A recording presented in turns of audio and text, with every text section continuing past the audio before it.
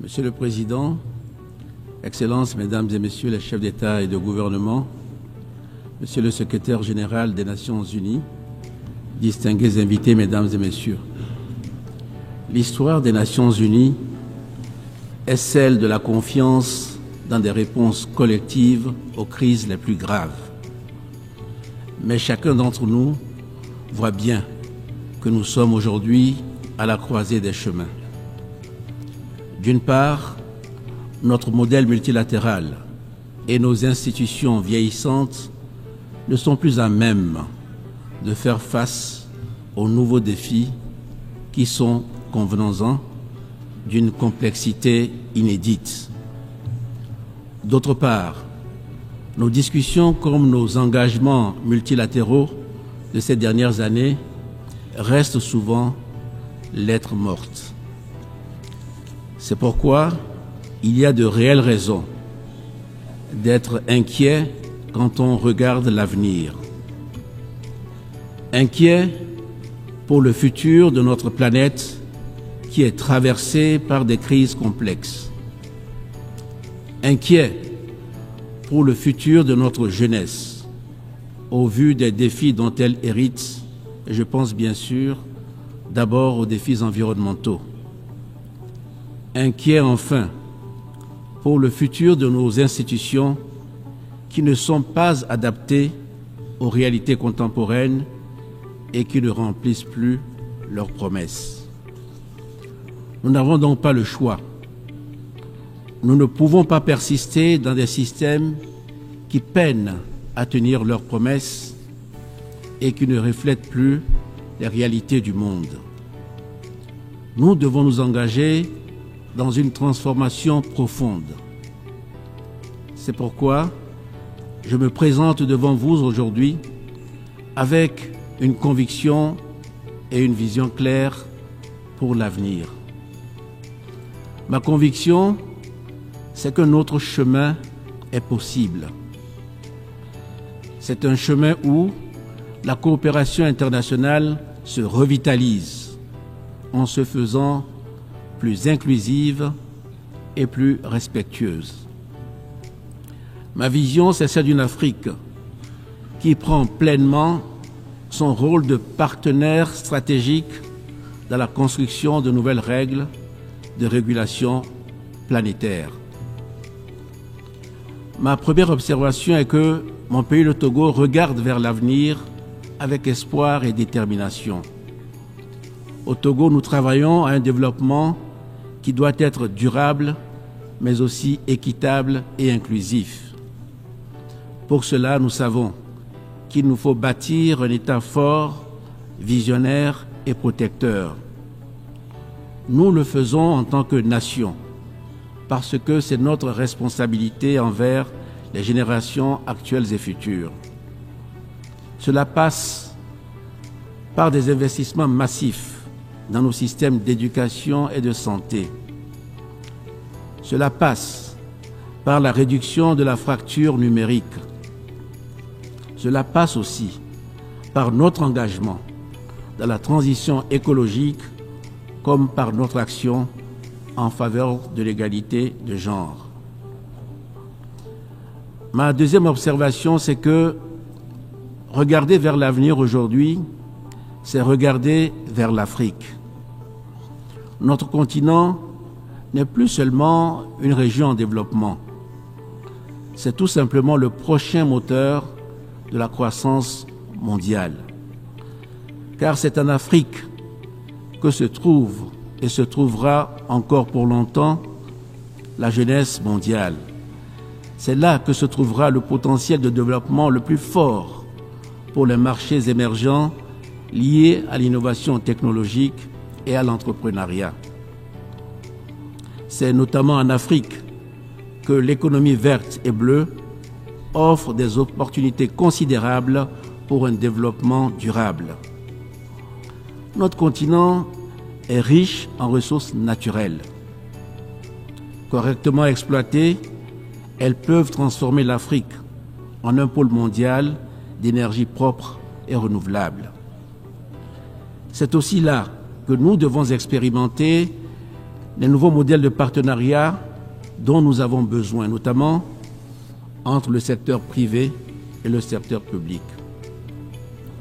Ma troisième observation, c'est que la réponse aux défis de notre temps suppose une coopération multilatérale efficace.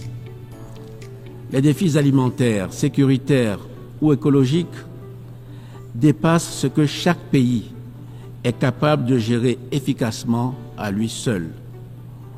De plus, il s'agit de crises fondamentalement asymétriques. Ces crises qui impactent rapidement et durement des régions du monde qui ne sont pas directement responsables de leurs causes. C'est pourquoi je redis ici ma conviction profonde. D'abord, face à ces menaces globales, il n'y a d'avenir meilleur pour les générations actuelles et futures que dans l'action collective et coordonnée de nos États. Et ensuite, cette action collective doit se mener à l'intérieur de cadres politiques mondiaux rénovés. Ceci est vrai en particulier pour nos efforts d'adaptation et de résilience climatique. L'Afrique est l'une des régions les plus vulnérables aux effets du changement climatique. Et cela, bien que nous contribuions le moins aux émissions de gaz à effet de serre. Les effets délétères en Afrique du changement climatique en termes de sécurité alimentaire et ses conséquences migratoires ne peuvent plus être sous-estimés. Si nous n'y veillons pas, la question environnementale sera à l'origine de grandes vagues de migration vers le nord, ce qui, à l'évidence, en fait un sujet commun. Mais ce besoin d'action collective est vrai aussi du défi de la paix et de la sécurité. Et ce défi non plus ne peut plus être le fardeau des seuls Africains. En Afrique de l'Ouest, nous faisons face aux menaces persistantes du terrorisme. Selon moi, la réponse repose sur une combinaison de dialogue inclusif, de réformes sécuritaires et d'initiatives de développement économique pour éradiquer les causes profondes de la violence. Mais nous ne résoudrons pas tous ces défis seuls. La coopération multilatérale est nécessaire pour faire face à cette menace collective. Nous le savons tous, le développement, la transition climatique comme la sécurité sont devenus des sujets qu'il faut aborder de façon multilatérale. Mais pour cela, il faut d'abord réinventer notre modèle de coopération internationale et ceci me conduit à ma dernière observation.